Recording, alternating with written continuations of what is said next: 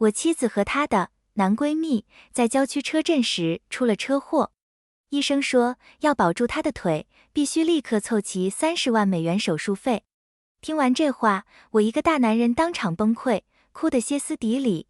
我妻子是这城市最有名的舞者，她的腿是她谋生和立身的根本啊！要是没了腿，她活着也没奔头了。求求你们，待会儿截肢的时候轻一点。我一冲进医院，就赶紧抹掉了一路上都没藏住的笑意，扑通一声跪在妻子病床边，开始声情并茂的哀嚎：阿兰娜，你怎么这么傻？就算要约会，至少选个安全的地方啊！我又不会怪你，只要你平平安安，我什么都不在乎。你别因为做了这种丢人的事就想不开啊！旁边的护士看着我，眼神满是动容，大概从没见过这么深情的丈夫。医生走过来，把我拉到一边，严肃地说：赶紧去凑手术费，他的腿还有的救。我立刻爬起来，故作急切地说：对，钱。我马上给我岳母打电话。我拨通了泰勒太太的电话，故意开了免提：妈，您快转30万美元过来，阿兰娜等着救命呢。什么治疗要30万？你当我傻吗？我告诉你，1分钱都别想拿。你这个窝囊废，赶紧滚！可妈，这是真的。真个屁！嘟嘟。泰勒太太大嗓门透过手机扬声器，在病房里听得一清二楚，尤其是最后挂电话的忙音，格外刺耳。我努力憋着不让嘴角上扬，一脸无助地看着医生：医生，我没那么多钱。我妻子把腿看得比命重，待会儿截肢的时候，麻烦你们轻一点。那这个男人呢？救不救？医生指着妻子的情人问。救，当然要救。我立刻说，我妻子那么爱他，他没了腿还能装假肢，人没了可就回不来了，你们一定要救他。接着我擦了擦眼泪，一本正经地补充：不过您看我这情况，手术同意书好像不该我签吧？医生没再多说，推着妻子进了急诊室。护士同情地看了我一眼，也赶紧跟了进去。他们一走，我就给岳父发了条短信：阿兰娜的腿保不住了，妈不肯出钱救，这日子没法过了。泰勒太太赶到医院时，阿兰娜刚被推出手术室。阿兰娜，我的宝贝女儿，你怎么变成这样了？她扑到床边哭喊：妈，阿兰娜刚做完手术，别喊了，对她恢复不好。我轻声劝道，语气满是体贴。泰勒太太抬头看到我，眼神瞬间变得恶毒：怎么不是你出事？你还有脸来？阿兰娜变成这样，都是因为嫁了你这个窝囊废。你不是能耐吗？赶紧给阿兰娜付治疗费啊！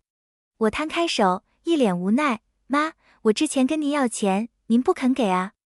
泰勒太太突然想起什么，跳起来唾沫横飞的吼：你胡说！你嘴里有一句真话吗？没等他说完，我就播放了之前的通话录音。妈，阿兰娜的腿要花钱，花个屁！急诊室里瞬间陷入诡异的寂静。妈，我公司倒闭后，家里的钱都被您拿走了，您不肯出钱，我怎么救他？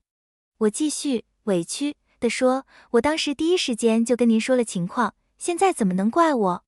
你是故意的。泰勒太太脸涨得通红，张牙舞爪地朝我扑过来，好在2个反应快的护士拦住了她。护士们厌恶地看着泰勒太太：你吵什么？病人需要安静，哪有你这样当妈的？之前我那番深情说辞，早就让这2个年轻护士成了我的支持者。他们看着泰勒太太，满脸不赞同，仿佛在疑惑，这么好的男人，怎么摊上这么糟的家人？你们是他的小三吧？敢帮他说话，要不要脸？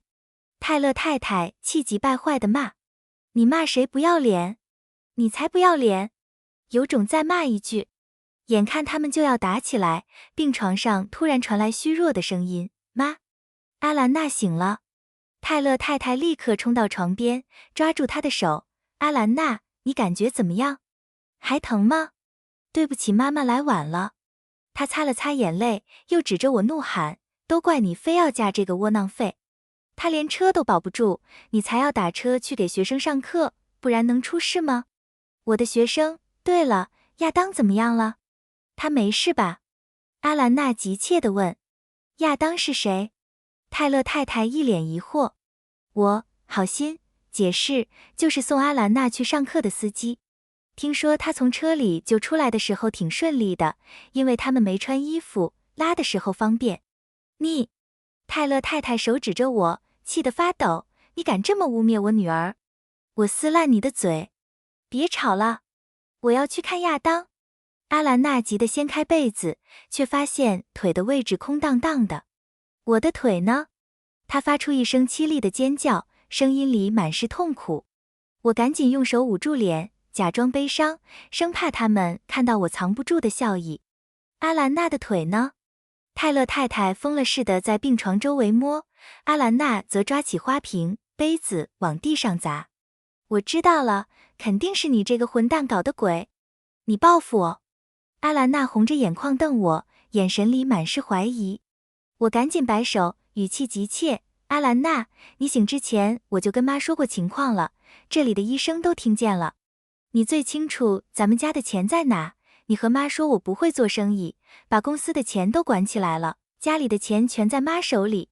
你腿要30万手术费，我只能找妈要，可她不肯给啊。是她不救你，我没用，我凑不出钱。我再次播放了录音，那句花个屁在病房里格外响亮。阿兰娜的脸色越来越沉，死死盯着她妈妈。任谁都听得出来，泰勒太太只想着自己享乐，以替阿兰娜保管为由拿走了所有钱，现在却让阿兰娜错过了保腿的最佳时机。泰勒太太扑通一声跪在地上，哭喊道：阿兰娜，是你丈夫骗了我们，他没说清楚情况啊！够了！阿兰娜气得浑身发抖，指着门对他妈喊：滚出去！你怎么能这么跟我说话？泰勒太太还想争辩，病房门突然被撞开，岳父泰勒先生慌慌张张地冲进来。阿兰娜，他看到阿兰娜空荡荡的裤管，瞬间僵在原地。以前他总跟别人炫耀女儿舞跳得好，拿了多少奖，他现在的悠闲日子、富裕生活，全靠女儿这双腿。那些官员为了让阿兰娜教自己孩子跳舞，挤破头给她送礼物。现在腿没了，一切都没了，全毁了。太好了，你来了，快管管你女婿，他要毁了我们家。泰勒太太扑过去想告状，却被泰勒先生狠狠一巴掌扇在脸上。啪！我叫凯莱布·弗罗斯特，曾经是个成功的商人，是那种年轻有为的创业者。5年前，我在一场晚宴上认识了阿兰娜。当时她还在上大学，我高中辍学就创业了。面对她这种有学识又漂亮的女孩，完全没有抵抗力。那时候的她看起来像朵纯洁的白莲花，我一下子就爱上了。我真心觉得她是我见过最有才华、最温柔纯粹的女孩。我疯狂追求她。她家里不支持她上艺术学校，只愿意供她弟弟读书。有天晚上，她家里让她退学，她哭着来找我。那天我们喝了酒，发生了关系。从那以后，我就全心全意支持她读书，说直白点，我就是她的金主。她不仅拿奖拿到手软，毕业2年就成了有名的舞蹈老师。后来她嫁给我，似乎是顺理成章的事。我一直觉得岳父母小气又算计，要不是为了阿兰娜，我根本不会忍他们。可后来我才发现，阿兰娜才是藏得最深的那个。她骨子里根本就不安分。我公司出问题的时候，被竞争对手打压得抬不起头。直到有次那个大老板喝醉了才告诉我，你知道为什么整个市场都针对你吗？因为你娶了市长的情妇。后来有天晚上，我查了他的手机，才发现他同时跟好几个男人保持关系，其中一个竟然是他的学生。他主动发照片、视频勾引那个学生，把人迷得神魂颠倒。每次去学生家里辅导，根本不是教功课，而是教生理知识。他跟我在一起的时候，从来没暴露过这一面。我气得浑身发抖。第2天他要去学生家辅导，我本来准备跟他对峙，结果却接到了医院的电话。你这个贱人，都是你的错。泰勒先生恶狠狠地骂他妻子。泰勒太太被打得眼冒金星，一屁股坐在地上嚎啕大哭。老天爷啊，这日子没法过了。她就是个没文化的农村妇女，一有事就又哭又闹，毫无体面可言。到底怎么出的车祸？泰勒先生又急又怒地问阿兰娜，是谁开的车？你腿没了，这辈子都毁了。我现在就去打断他的胳膊。对，女儿，快说谁开的车，谁撞的你？我们要让他赔钱。泰勒太太也不哭了，满脑子都是要钱。我饶有兴致地看着阿兰娜，她脸涨得通红，说不出话来。我赶紧拍手，打断了他们。阿兰娜不想说，还是我跟爸妈说吧。爸妈，你们知道阿兰娜是个特别负责的老师，对学生的生活照顾得无微不至。可这么好的老师，怎么会变成这样呢？泰勒先生不耐烦地打断我，别废话，说重点。我故意皱着眉，慢悠悠地说，重点就是他对学生太好了，好到跟学生上车，深入辅导。他真的太体贴了。你胡说八道什么？你是说我们阿兰娜跟那个小混蛋乱搞？你敢这么说我女儿？我打死你这个窝囊废！泰勒先生听完，挥拳就朝我打过来。我灵巧地躲开，他没收助力，差点撞到病床上。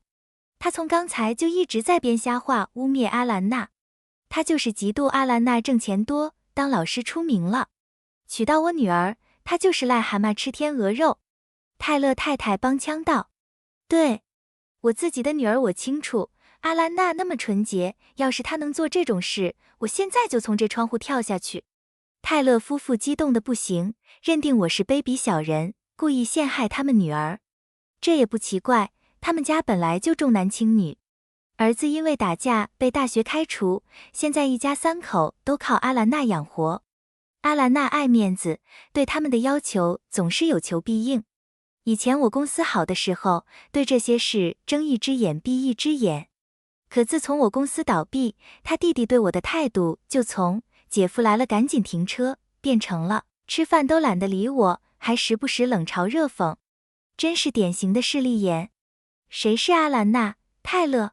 就在泰勒夫妇对着我嚷嚷的时候，一个警察走了进来。警察同志，您快把这个满嘴喷粪的男人抓走。是他欺负我女儿，害她没了腿。泰勒太太扑上去告状。警察没理他，径直走到我妻子病床边，掏出从监控里打印出来的照片。照片上的人是你吧？